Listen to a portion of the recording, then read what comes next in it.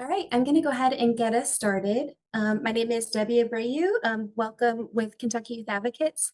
Welcome to today's Face It Lunch and Learn, where we're going to talk about organizational checkup on youth protection policies. And we want to thank the Cozier for Kids Face It movement for hosting this lunch and learn today. So just a reminder on the housekeeping, if you can stay on mute, and if you have questions throughout, go ahead and drop those in chat. And we will have a survey at the end. We'd love for you just to take a minute or two to give us some feedback. And if you are requesting a social work, CEU, or certificate of completion at the end of the survey, it will ask for your information so we can send that to you. So again, if you're just joining, if you can drop your name and organization you're with in chat, and we'll go ahead and get started. So Face It is focused on preventing and ending child abuse and neglect and building family strengths across Kentucky. And whether you're a youth serving organization or a child care organization or house of worship, we know that having a youth protection policy increases the chances youth will be protected from abuse and harm.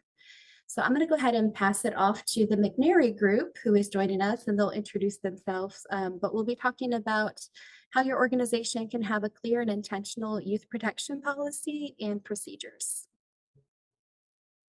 Thank you. I'm going to go ahead and share the screen. Is that okay? Sure.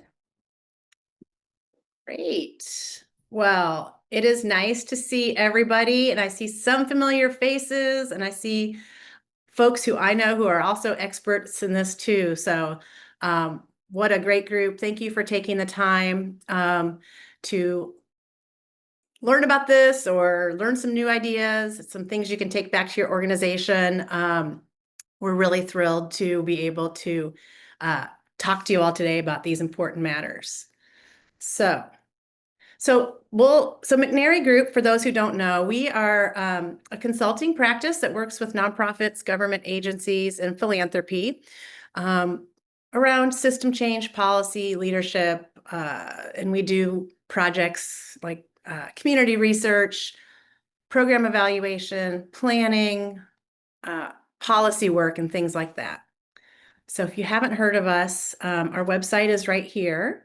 And I'm Lacey McNary. I am a social worker by training.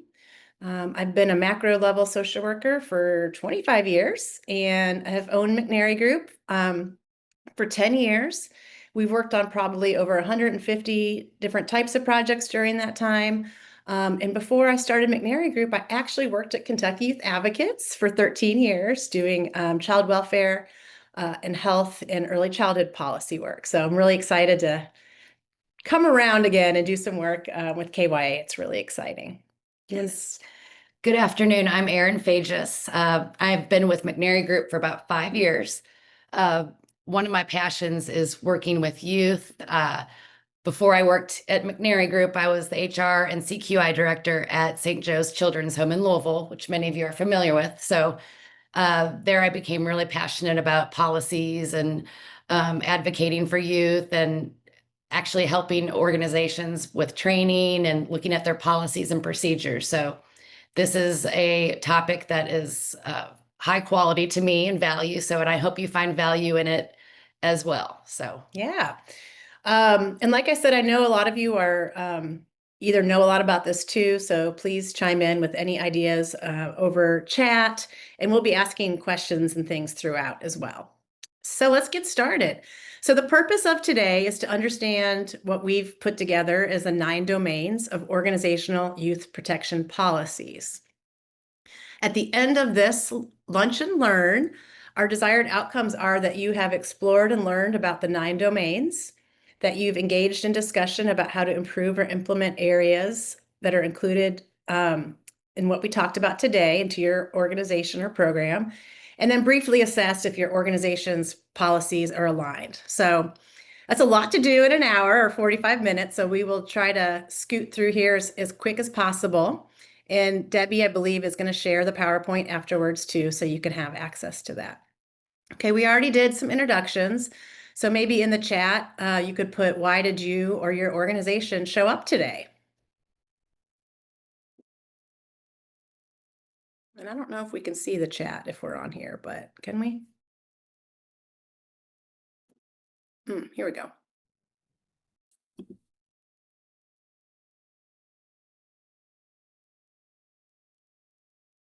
Okay, great. So you all can just keep adding in there as we go, and hopefully we'll meet your expectations on why you wanted to come today.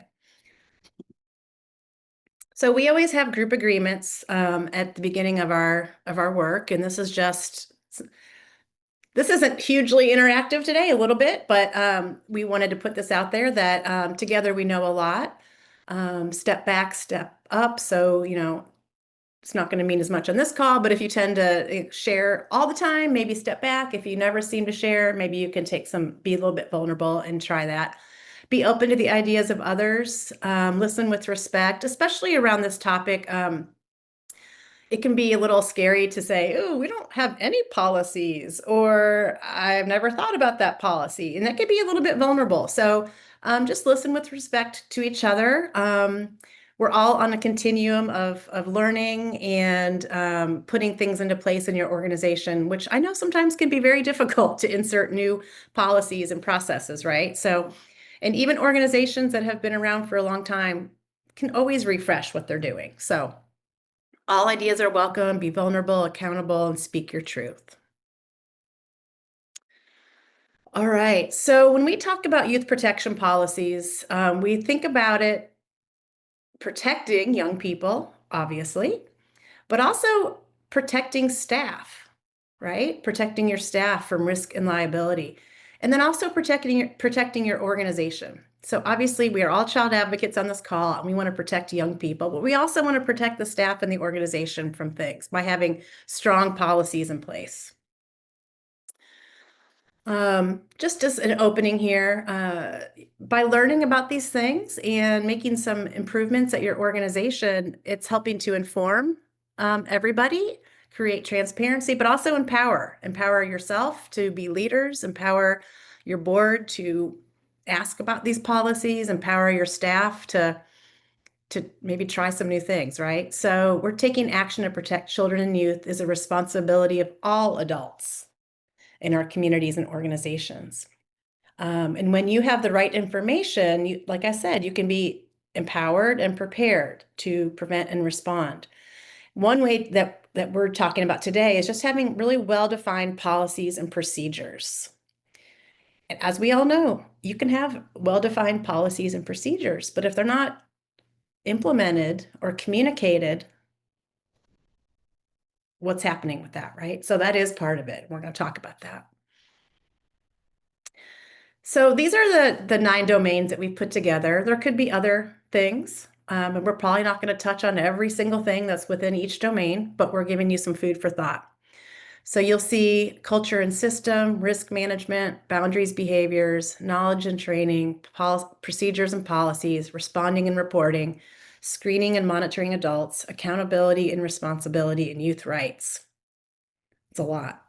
And you'll find that when we talk about policy, it's not, you can have one policy, but this is likely several different policies or policy language in several different areas of your organization. All right, so we're going to start with culture and systems. Right. And one thing you might find as we're moving along here is a lot of these domains kind of intersect with each other. So you'll notice that happening as we move along. Yeah. And this was actually researched. We highly researched the areas we would focus on. Mm-hmm.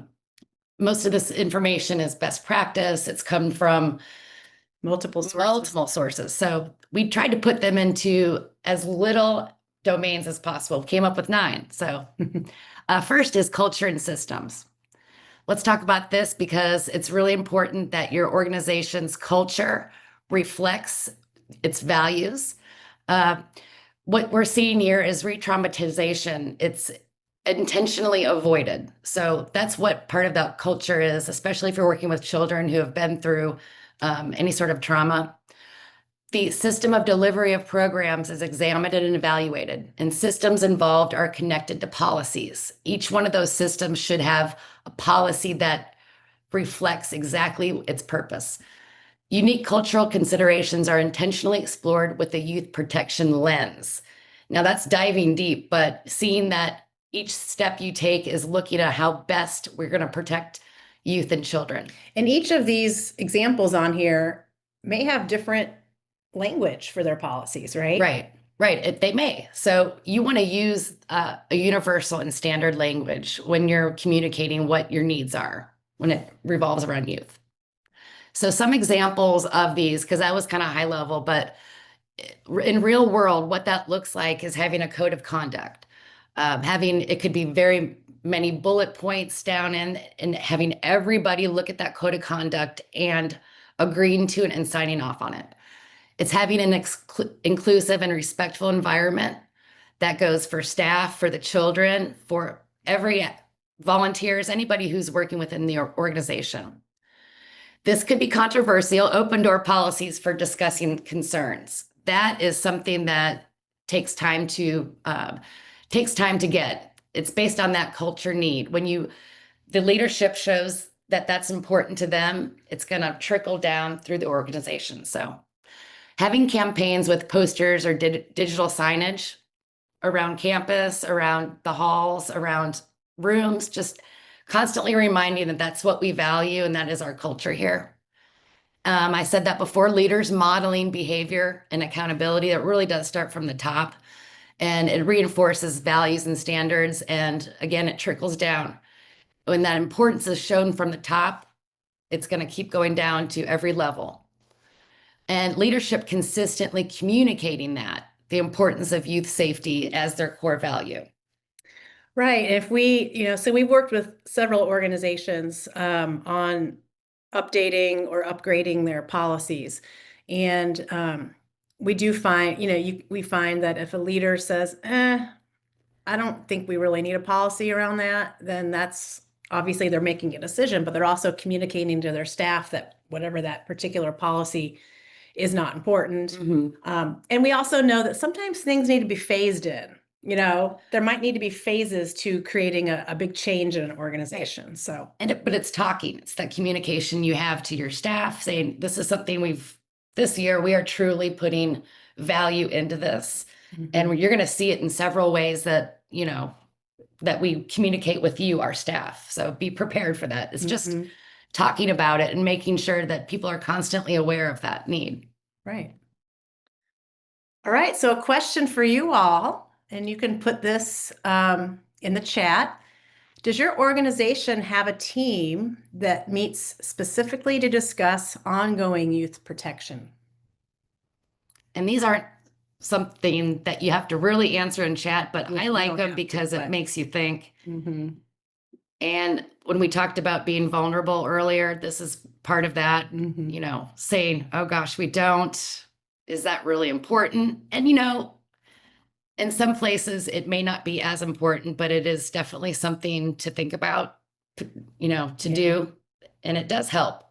It helps with that ongoing communication. Yeah. And I mean, even, I had an experience even with my daughter who was at a dance company, and they had an incident happen.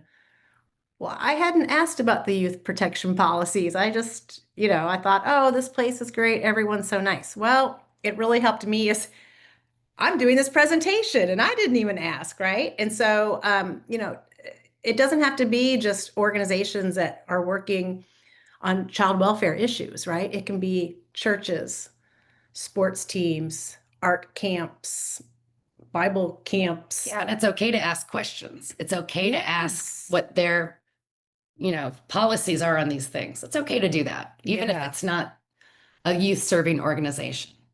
Right. Okay. Well, thanks for those who put some things in the chat. That's great. Let's move on to the second domain.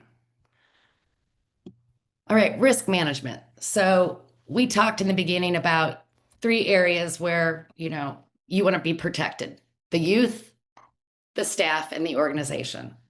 So those are things that we talk about when we talk about risk management. So making sure that those strategies do exist when it adheres to all 3 of those things. You want to make sure that resources and training are available and that mandatory participation is established. Can I add one thing there? Yes. Also that you track that participation. Because I Right. see a lot of people that say, oh, this is mandatory, but then you ask them what percentage of their staff did it, and they say, we don't know. Well, there's also got to be an accountability measure Yes. if that doesn't occur. And that's got to actually be implemented and shown that it's being implemented. So, Mhm. the policies address risks. So, you're making sure that those staff ratios are in place, making sure that a quick response to each one of the incidents is taking place. So that shows people that you are very serious about when an incident may occur, that you have a procedure for doing that. That does, with the risk management piece, if you go through all those steps, you're going to find yourself in a better position when something does occur. When? Right. Right. So some examples are comprehensive screening and vetting. Hopefully everybody's got a really good background check, child abuse check, CAN check, reference check, employment check, making sure that where they worked, they really did work. And then you want to talk to, their supervisors to make sure that the way they work is the way you want them to be when they're working in your agency. So policy development and enforcement, there we go about the enforcement. It could be anything from, conduct levels, even if it's something small, but making sure that's followed through. Making sure there's multiple reporting channels, and each policy should have steps. When you go through doing those, incidents, there should be channels, because you don't want the highest up person to be the person that you have to go and report all this to. What if it's the person that is, in question of doing any of these things? So there always has to be multiple channels. So site inspections, let's talk about environmental sites, lighting, security cameras, just making sure that those are in place, any blind spots, any places where there could be like places where people could be in a corner and you can't see them. Making sure that social media and digital monitoring where your organization communicates is really looked upon, and making sure that there's somebody there that's constantly looking at messages and posts and things like And that. having policies around that. That is very, very important. That's something that a lot of places don't have. They may have it, but it may be a little bit generic, but you are always able to expand on that. That's the one great thing about policies is even though it looks like they're set in stone, you can always change those, add addendum after addendum after addendum. It's an easy thing to do. Another thing, you do a playbook. If this happens, then what would that look like in a proper response? Audits and reviews, and making sure those evaluations for staff are done annually. Some people have those supervisions that they do monthly. Some people have, the 90-day evaluations. Making sure that those are done and that they are documented is very important, because that way they get the proper feedback they need. They need more training, that will come up in an evaluation. So, And just does some of that happen through the accreditation process where you have to do that? absolutely. But not every place not every place that serves kids has accreditation. Right. The accreditation piece is awesome because, yeah, that's mandatory. But if you're not, if it's not mandatory, that's got to be voluntary. That's got to be in that culture that you set for that organization. So that's all on the leaders there. So, Okay. Whoop. so we go back. All right, another group question for the chat. Think of a situation where having a clear youth protection policy helped or would have helped you make a decision. So you can put something in the chat if you want to share an example, a short one example, or just think about it. So where did that help you in an organization, and when would it have helped? So an example from one of our organizations was, oh, we went on an overnight trip and someone touched somebody. What do I do now? So they Right. hadn't planned ahead for this sort of incident happening, and then they were scrambling. So that's an example of having some policies in place Right. before you do something like that. Exactly. And they didn't have an accreditation process or anything. It was just a small organization. Mhm. So, yeah, thank That you. is a good question. Like, it makes you think. It Mhm. really does make you think. Mhm. All right, let's move on.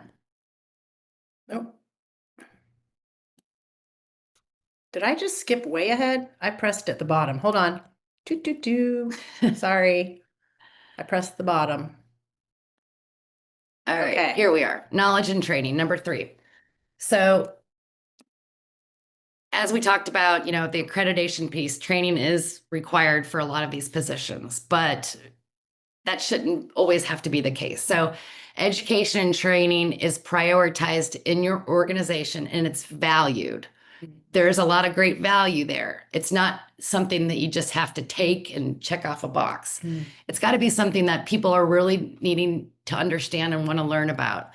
That can happen in orientation and then also ongoing, just refresher courses throughout the year, or having somebody like, us, for example, come in and give you all some tips or background or things that you hadn't thought about before. So yeah, and then the folks in the agency are given time to keep learning.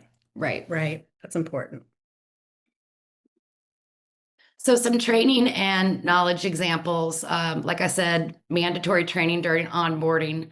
I like role specific training. So a lot of you work directly with youth, but that can also be, youth can also be in the building for other staff, right? So just training for them with their participation with youth, wherever level that is in an organization. So the training on appropriate use of technology in youth programs. That's a big one I keep hearing a lot. What is appropriate? What is inappropriate? Having those clear policies that give those boundaries and having some training on that based upon what your organization thinks is, a good boundary for technology or social media. An example of that, I don't know why I keep talking about myself in examples, but I'm apparently have gone through all of these. But my daughter just graduated from high school and they said you cannot contact teachers for a year over social media. And I thought that was interesting. It's a policy they made. And they did it for a reason. And she knew it. Even if it sounds like it's too much, there's a reason behind it. Right. And that's for risk management. Yeah. That's exactly what it is. So ongoing coaching and reflection. That's always a good piece. Having somebody in your organization where you can have that open door policy where you can ask questions, even if it seems silly. Reflecting on decisions that were made, looking at other ways you could have done things, but in a positive way. Access to reporting documents, making sure that people know where things are recorded, that they are recorded, and that people know the process when it comes to documenting things. And of course, a trauma-informed training, I think, is important for anybody. So, all right, the next group question. What is your level or how confident do you feel in recognizing and responding to youth protection concerns based on training you've received? Not necessarily this training, just any training. Is it a high confidence, low, middle? have you gotten the same training over the years and really not kind of tuned it out? Content has changed. Do you feel like you've gotten an overload and not really sure what to do with it all? It's not being organized in a way that is meaningful to you or your position? Just some questions. Yeah. Okay. I love to hear this. You're high, you're very confident. That's great. That's great. All right, youth rights. So this is really important, is that young people do feel empowered in their own, so that they are able to make decisions and recognize when something doesn't look right. Being able to feel powerful enough to talk to a trusted person if something happens. So youth rights are very important. Making sure that those are clearly stated in what your values are, is that the voices are important. Groups of youth that are more vulnerable to abuse and exploitation due to marginalization and structural racism are given unique and purposeful attention. And that goes for young people of any, doesn't matter where you come from, your background, but they all have a right to have a voice. So making sure those rights are posted and that the kids can see them and that they do feel valued is a really good thing to do as well. Some examples are these youth advisory councils or boards driven by the young people, and that they have a voice and they know what they want. They've talked to each other and Well, then they can also help each other when something comes up, that if the more people that know policies and know their rights and know something that's happening is not right, then they know how to deal with it. They can help. yeah, having that peer, Mhm. you know, being able to rely on your peers is good too. So child-friendly reporting mechanisms, policies that include explicit rights language, of course, anti-discrimination protection and commitments to protect youth from racial or gender-based discrimination. And that informed consent piece, that's really empowering them to use their voice as well. Like, I don't, you know, this sounded like something I would want to do, but actually now that you say that, I don't really want to. So just offering that too is very important. Promoting the right to privacy. Yeah, I don't really want my picture on your website. It's not really for me. It's not really my thing. So Mhm. just listening to their voice with that. Or we don't want you posting pictures from our program Or this on outing. social media, right? So having signed acknowledgements that the children and youth do understand, and that's kind of like also a piece of that code of conduct too, that they should have a code of conduct as well. Mhm. And there we go again with some posted rights that are, you know, shown up where everybody can see them is also another value piece. You see that at hospitals and doctors' offices, patients' rights. Mhm. So this is around youth, and having the youth help create those is awesome. Yeah. All right, group question. In your experience, do youth in your programs know their rights and feel safe expressing concerns? I'm curious to see some feedback on this one. Um, I have a feeling with this group, we're going to see a lot of Yeah. yeses. and I think in all cases, we all can do better on a lot of these things, right? Mhm. But at least if you feel pretty confident that youth understand what their rights are and what things should happen and what things shouldn't happen, Mhm. it could really protect a lot of folks. All right, I'm going to keep us moving. I feel pretty confident. I like that. Yeah. Not as well as I would like. Okay. Feel like we could do better. Yeah. That's great. And like I said, we've worked with organizations that have served youth for decades and still they're trying to improve their policies. Right. Right. So and this is a lot. So, all right, number 5. Boundaries and behavior. So, what is acceptable and what is unacceptable behaviors and practices of anyone who works for the organization? So, that could be anybody from the IT department, you know, coming in to maybe like an area where children are having a play program at the time. Just what is, you know, having a playbook or something like that. What does it look like to be unacceptable behavior? It could be something that they wouldn't even know. So having that clear and appropriate boundaries are communicated and procedures addressing signs of and instances when boundaries are being crossed. Mhm. So Yeah, and we did one project, actually is with the city, where now every new employee has to go through a basic child abuse training to understand the signs. So even like the guys who do take out the trash, groundskeeping, anybody from, because like, they're going to see things and they need to know what they need to do if they do see something or someone comes to them. I don't know, a big thing with a lot of the organizations we work with is, well, what about our volunteers? That's a whole nother thing. So that is something that we do address when we do these, you know, we come in and look at the policies, because that's, Mhm. it's like you can only go so you can control in a way what your staff does. But Mhm. when you have a lot of guests or volunteers that come in, what do you do with that? Well, and you can have all the policies and something could still happen. It's true, but So- having a culture that expressly, you know, constantly says youth protection is important to us. Yeah. That really gets around. It Yeah. comes across. Yeah. So boundaries and behavior. So those physical boundaries, what a good touch looks like. What's an appropriate touch? I talked earlier about spaces that could possibly be risky, like, isolated rooms or closets or places with a lot of windows and an easy access to look in from outside. Role clarity. Adults are trained not to act as a peer. That's really important, so having those boundaries crossed and do a lot of role playing with this too. Like, I like having scenarios.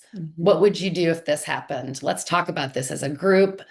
Sometimes you'll hear a lot of great feedback from people who've been in this circumstance that can give you good feedback on that. I'm sure you all have seen a lot of scenarios, real scenarios, as of we. So. Right, here we go. Scenarios and potential situations. Yeah. Youth are taught how to recognize unsafe behavior, and they're empowered to report and intervene. Here we go again. Digital and communication boundaries, connecting on social media. What goes too far? Sharing non-program related content. That's a big deal. We're not even talking about, your program you're in right now. It's talking about something else. So having those boundaries as an adult is your job. So, and the adult youth one-on-one contact. There's always this thing, power of two, making sure that there's always somebody else there is a good boundary as well. Okay, group question. Think about some of the things in your physical building that can make enforcing boundaries a challenge.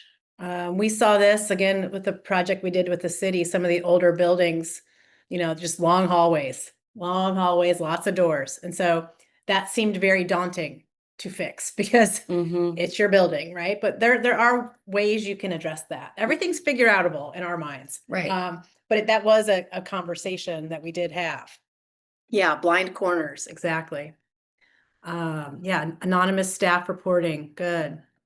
That's always really good. I think we're going to talk about that here. I forget which domain it is, but having a hotline or, an anonymous email, Dropbox, something like that. But the point is to empower y'all, to make you feel like, even if it can't be anonymous, I feel empowered enough to know that this was a situation according to my policies and procedures that I need to take some steps to do. Yeah. All right. 6. Accountability and responsibility. So the organization actively executes steps to fulfill the responsibilities to the youth they serve. And it emphasizes the value and importance of communicating with, as well as soliciting feedback from stakeholders about activities, expectations, and outcomes for young people impacted by the organization. And then roles and responsibilities to those daily practices protecting youth are clear, very, very clear and carried out. Yeah, and I think if folks can see that if something does happen, it's taken care of, that promotes a lot of trust in an organization. Right. And having, those steps in the process, a timeline. This is what it's going to look like if you report an incident. Right. Number one, we're going to go here. This is going to take a day.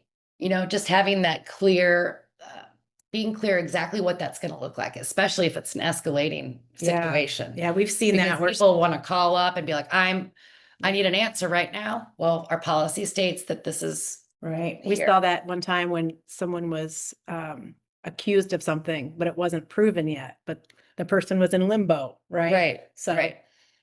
Yeah. Okay. So, accountability and responsibility examples, define duties across staff levels. That's good. Internal reporting hierarchies. So we talked about that earlier, of having, more than one person to report to. Written record keeping documented in one place. And that's probably going to be a secure place, whether or not it's your HR, CQI, somewhere where that's going to be in a safe spot, but people know it's there. Enforcement of consequences and violations of policies. That has really got to be one one of the big pieces of accountability. So, and it's hard to do that, but if you follow it, my thing is I'm just following policy. It's not personal. It's not personal. Yeah. So annual compliance checks and audits, and having sometimes somebody else do that, it's pretty good, because sometimes when you're in there, you're not really seeing, all right, this documentation here, I'm not really seeing that that's being done in a very constructive way. Just having somebody come in and look at that is important. Or we've always done it that way. Right. It's like, well, actually, it's not the best. Yeah. So. And this cross-department collaboration, what that looks like is, for example, day-to-day world, you have your IT person working with maybe one of your youth leaders. What does that look like? All right, when you talk to the IT person, all right, so we need to make sure that whatever browsing things that we have need to be a little bit locked down a little bit tighter, because I've noticed that the kids are, they shouldn't be accessing this or that. Just making sure that everybody's talking throughout these departments about different things, how they can work together. Yeah. Right. Youth and family feedback too. So getting that feedback, as we talked about those youth rights, is really important. Okay. How is accountability built into your organizational culture? Group question. When you hear accountability, how does that sound to you? What does that mean to you? Are there some areas where you could improve in that space? I feel like Everyone. I hate to be so general, but I think there's things that we could all be better at. Yeah. And it's easy sometimes to blame an organization rather than empowering yourself to, take steps to make things better. So that's an accountability for yourself. Is that this is important to me. May not be important to my organization. I don't know if that's the case, but I'm going to make it be. Right. Well, I think accountability can be a scary thing sometimes. It doesn't have to be. It can be, it's actually great. What does Brene Brown say? Clear as kind. So having that accountability is a great thing. Thank you, Nikki and Karen, for sharing that. All right, responding and reporting. This is a spot where a lot of people get a little bit nervous about, because they don't want to be a part of it, or they're not really sure they're doing the steps right. They don't know if they're overreacting. So this is a good piece to make sure they're so clear in your policies, the step by step, so that people feel comfortable enough if there was something to report.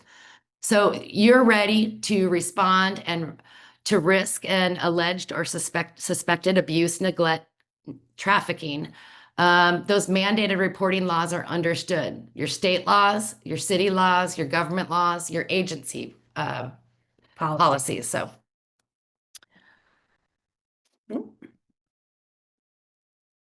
Wait, are we? We were on, yes. There you go. So what that looks like, to having 2 or more methods to report concerns, like somebody said earlier, that anonymous line, a Dropbox system would be good.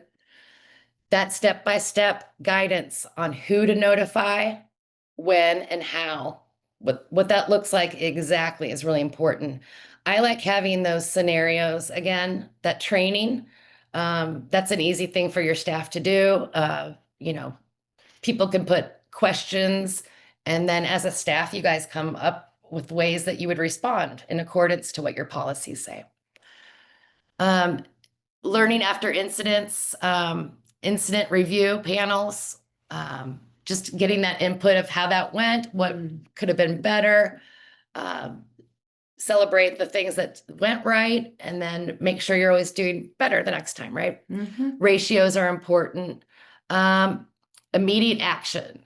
Never hold off on waiting on something. So that's a really important thing. And if you have a policy that lets you know that timeline as well, and you're going to follow that, you're not going to be held back by time. Very clear. It's very clear. All right. So group question. Do you feel prepared to recognize and report a concern about youth safety? Are there any steps in your current policies that are unclear? And I bet most people on this call feel pretty confident, but do your new hires? Do your youth workers? I'm talking about summer teen workers, or And this is also another thing. Something may be very clear to you because you wrote it 10 years ago, right? Mhm. But to a new person or to staff, sometimes it may not be as clear as you think it is, right?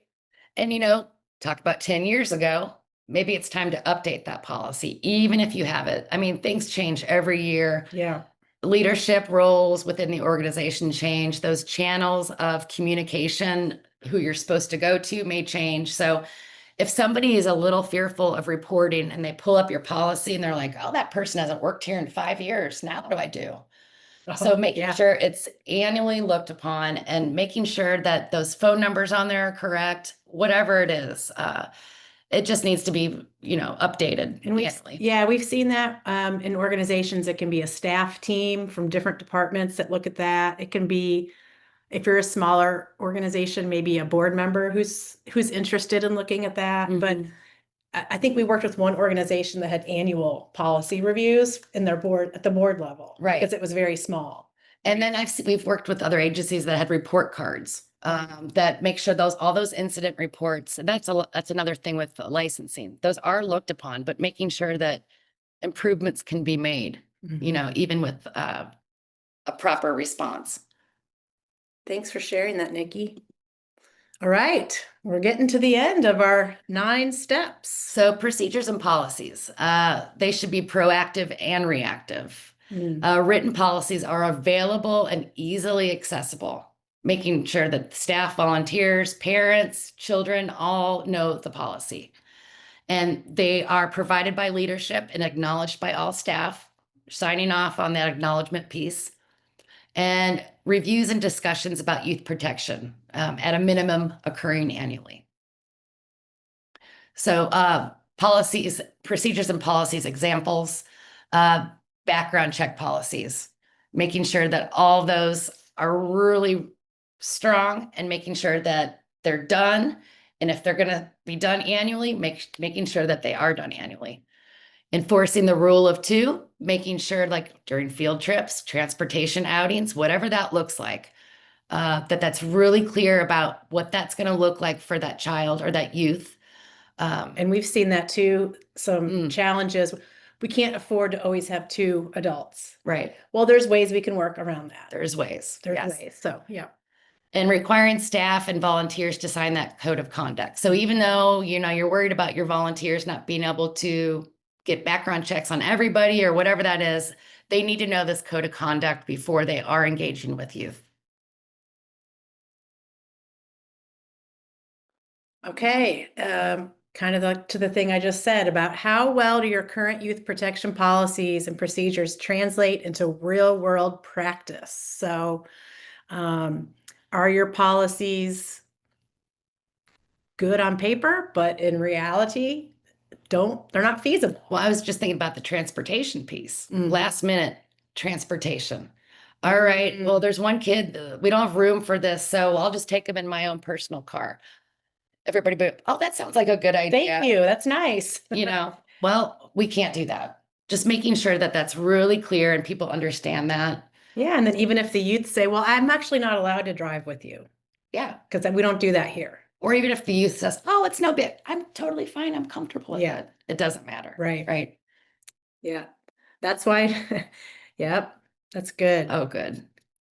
Okay. Number 9, last one. All right. See, a lot of these things intertwine with each other, but they're good, solid pieces. So when adults engage with youth, they're screened before and during the relationship. So those background and reference checks are done. Policies are crafted and regularly enforced. So adults monitor and hold each other accountable. It's important. So what does that look like as an example? That refresher training, get those behavioral interview questions when you are, hiring during the hiring stage. That's a great way to, understand if that person's vibe is really going to work with. Intentions are good. Yeah. There we go. Our posters and reminders on those boundaries. Conduct unannounced site visits or performance checks by supervisors. That's always a good thing. You're always allowed to walk in. You're allowed to go in and see what things look like, how things are going.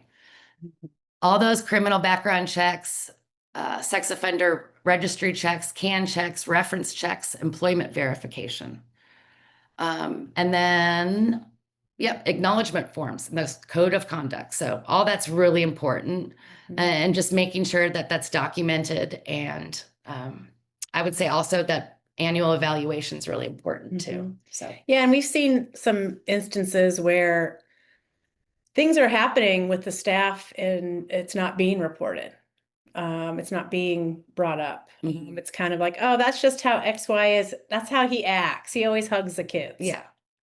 Or that's how we've just been doing it like that. You know, we've been doing it like that for a long time. So what does that look like when you finally have to talk to somebody after 10 years about, you know, I've been noticing behavior that doesn't like, right. you're just going to have to do it. It's Yeah. part of always say this is part of our policy. Don't, you know, it's not personal.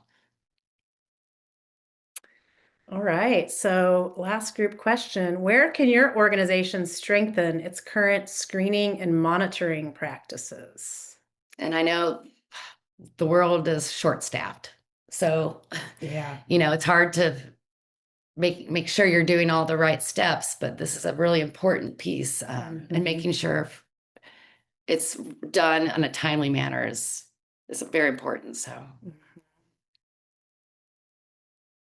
Okay. completion for required training should also be documented. Exactly. Exactly. Orientation needs to be prioritized. Yeah. Like these. And we know sometimes we've learned that, you know, organizations that are dealing with a crisis, in a crisis environment, it can be really hard to step back and do this planning and do this policy work because you're like, oh, we got crises everywhere. I don't have time. I don't have the brain power. You need to really, I shouldn't say you need to. It would be wise to step back and spend some good time. Or like you can have someone else come in and help you look at these things when you're so busy, Right. you know, but it really is important. But the confidentiality piece, I wanted to also touch on that too, is when crises do happen, a lot of the times, if things aren't really strong in a policy, way too many people get involved in a situation. And then it just becomes this explosive thing. And if there's a clear channel, you know, of where things are supposed to occur and how confidential should be prioritized during that moment, it can really stay to a place where it's handleable. Is that a word? Sure. All right. So, any questions? Or does anyone want to share an experience where something went well or something didn't go well? About social media. Yeah. Online during camp, right? So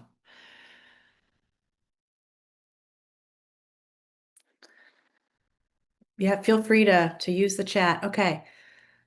So this is coming up more and more too as a youth protection. Just thinking about safe and inclusive environments.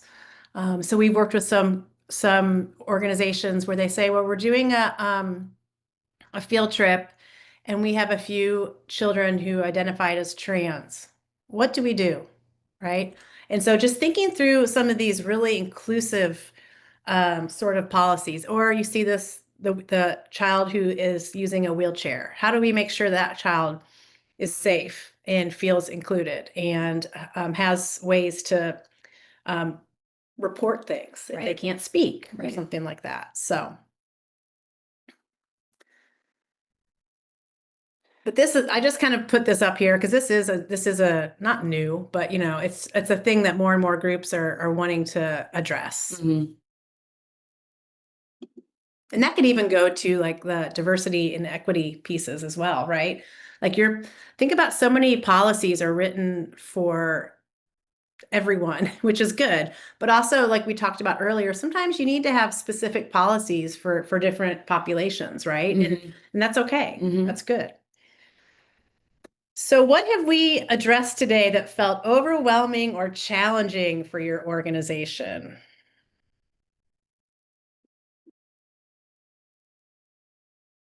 And we have a few minutes left. I don't know, Debbie, how long you want to go with Q&A, but if someone wants to share something verbally, they can. They don't have to, but if you want to. Yeah, we have about 4 minutes if anyone wants to share anything or ask any questions. And we'll share our information. You can always follow up with us later. So yeah, numbers, we're a small church, 2-person rule is hard. Yes, yes. So we did that with one group where we said, okay, if there's one child waiting to be picked up and there's only one adult, maybe calling the parent Mhm.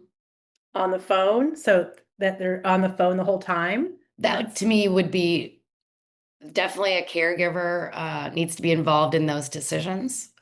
So you may want to have like just a meeting with the parents or whoever's caring for the children on what that's going to look like and what's comfortable for them. And then talking, if the children are at an age where they can talk about what's comfortable for them, y'all can come to a place of agreement on that. But I definitely would keep that an open discussion. You can also just plan programs in a way that don't leave people with one adult. So that's Right. program planning. And it's hard. But Yeah, when you think about it, that's a thing It's that we run into. it's important. Right. Yeah. All right. So if you left this presentation thinking, I want to do some of these, what are your first steps? Where would you start? And then how do you envision improving your policies? So putting a plan in place, like I said, you might have to do some phased in approaches. You might want to have, all right, here's our plan for the next year. We want to address these 5 areas. Right. And here's the people I need on my team to do this with. That would be, I think, a good place to start. Right. I like that because it does feel overwhelming if you don't really have a lot. But, the number one piece I would say is bringing what you've learned today back to the people you work with every day and talking about it and asking them if they know more than you do, maybe if they know if there's policies, procedures, talking to your supervisors, talking to the leadership. If you've learned things today that you didn't know and you think it's important or of value, just keeping that communication with your coworkers. Yeah. Youth board, that's great. I bet they would be very I love that. interested in what you have, and they would also probably have a lot of opinions about what should be in there, right? And then you have to also figure out what your organizational tolerance, what your level of comfortability with with implementing new things. Because we've heard that too, where it's like, oh, that's too far. I'm not comfortable with that. Right. So every organization has different levels of ability to be strong. Yes. In their policies. Yes. Language is everything as well, too. Yeah. All right. I would just add to that, this is Nikki, by the way. One thing is most organizations have liability insurance, and some of your insurance carriers can be a resource Good idea. for you for policy and just things to think about. But then also sometimes they require you to do some of these things, and even in some churches of different faiths, their policies, I guess, or regulations and training are becoming more required than ever before. Good call. But anyway, just sharing that I know for us and our insurance carrier has been sometimes a guiding group of people for us. We don't always think about. Yeah. That's Kind of fun. Great resource. Liability. Yeah. And I think also each other, I bet within all the people on this call, every area we touched on, some organization has. So, you all can share policies with each other, share policy language, help each other out. And then also a lot of you probably have some sort of national affiliation, whether it's like you said, church or a national association of, boys and girls clubs or something. That could be a resource as well. Right. That's a good place to start. But also networking with each other is really awesome too. All right. So I'm just going to give this quick QR code.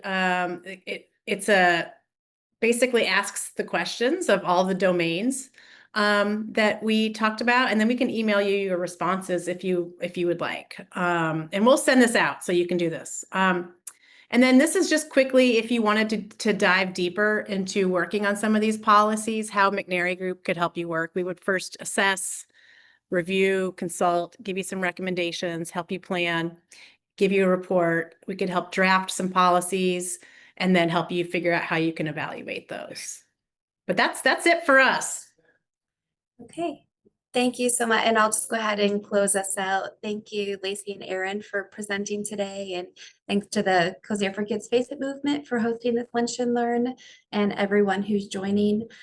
We are going to go ahead and drop a survey link in chat as well. Sorry, I didn't know that that Lacey and Erin had one.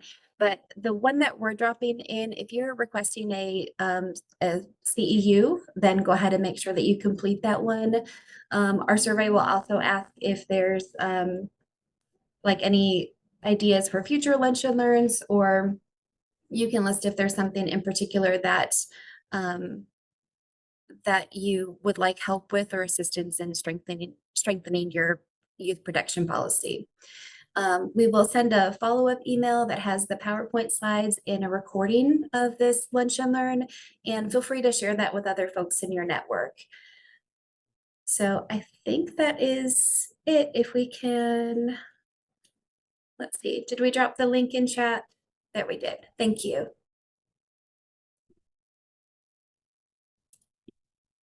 All right. So if you all have the link, and feel free to reach out if you have any questions or if we can support you in any way with your youth protection policy. Thank you. Thanks, everyone. Have a good day. Here. Bye.